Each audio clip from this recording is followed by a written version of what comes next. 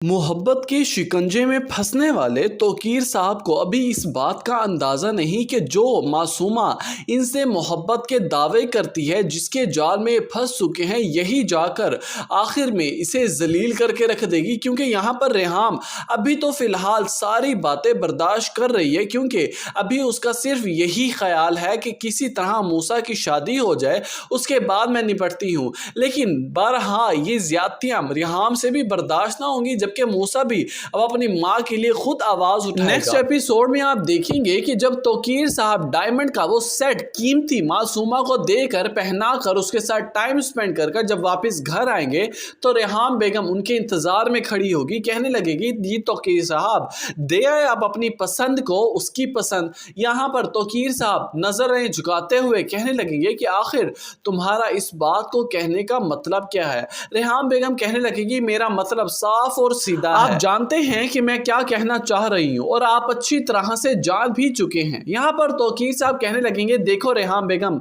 मैं बहुत थका हुआ हूँ, मुझे मजीद इन बातों में मत उलझाओ। रेहाम बेगम चीखता चिल्लाना शुरू कर देगी, कहने लगेगी कि आखिर क्या तमाशा लगाया हुआ है आपने, मैं भी तो आपके निकाह में हूँ, मुझे तो कभी इस तरह से ट्रीट नहीं किया। और हाँ, अगर इस तरह से मुसलसल चलता रहा, अगर उस लड़की की बातें इस घर में होती रही तो मैं बता रही हूँ कि मैं आइंदा के बाद अभी यही ही अल्फाज होंगे रेहाम बेगम के तौकीर साहब कहने लगेंगे तो क्या क्या करना चाहती हो, आखिर क्या ही कर लोगी।